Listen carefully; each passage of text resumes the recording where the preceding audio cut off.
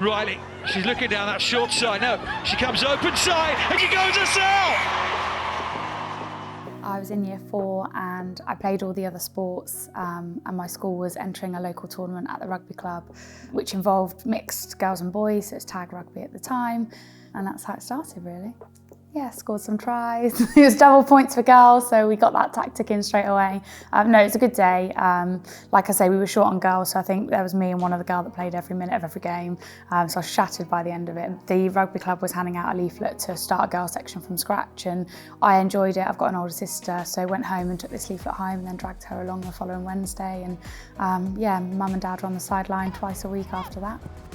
I loved netball as well, played hockey in secondary school, but not at the time that I started rugby. So I did play all the sports for quite a while, probably up until about 15, 16. And then as rugby got a bit more serious and took up more time, I had to stop the others. But there was always something about rugby that was a little bit different. I was okay at netball, I did all right. And then, you know, as people started to grow and get a bit taller than me, I didn't do as well as I was doing a couple of years ago. And I think rugby was something that started off well and then continued to progress. There has been bumps in the road, but as I was growing up, it was quite an upward hill, so it's quite easy for me to stay involved in the sport. Under 20s, played in the centres, bit of full-back. I got my first cap on the wing. I kind of got my first cap twice, I think. We went out and we did the warm-up. It was in Colorado in 2013. It was very windy, very blustery, tornado warnings, but nothing had been said. And we come back in for the warm-up, started putting on our shirts, short socks. If I'm honest, I can't remember if we actually sang the anthem or not. Everything was a blur from then.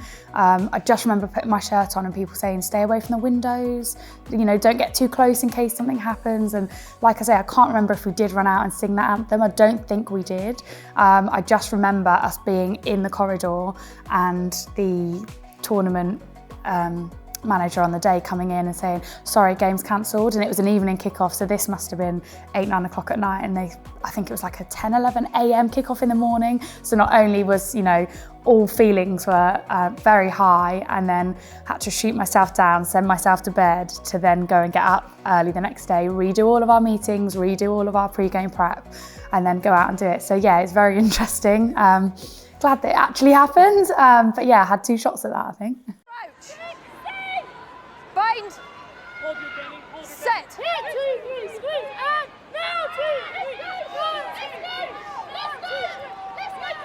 Use it. Flat rolls down.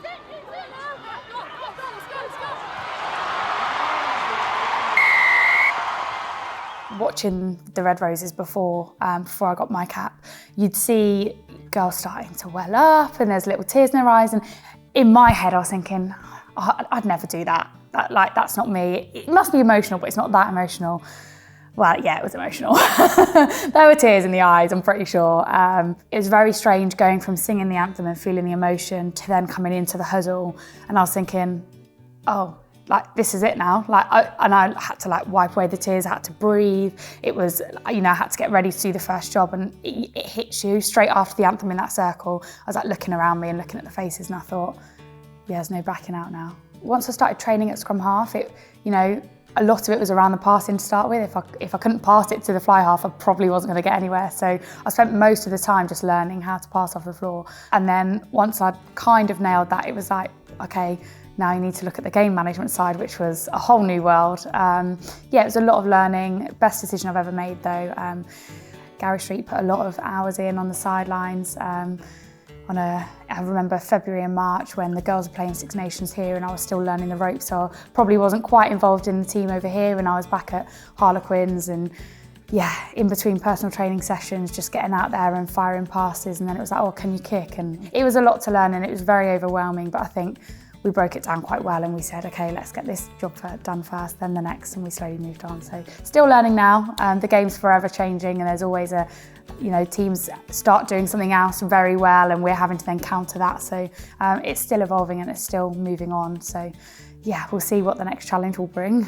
When I was in my teens, with the old school computer bricks, monitors that you used to have, I typed up a 10-year rugby plan. I think it was in the school holidays, my sister Laura was doing something else, mum and dad were at work, and I typed it up, I printed it off and I put it on my wardrobe and I didn't tell anybody.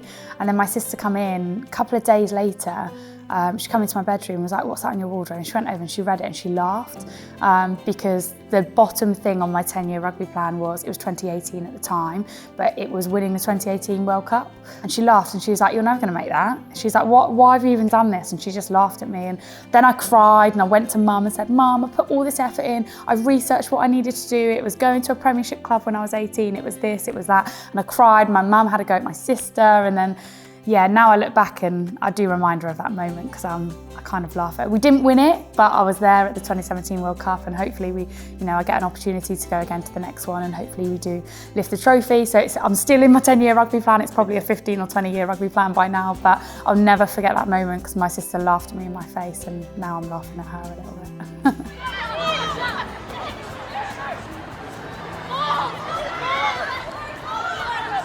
Growing up, we were a very tight family.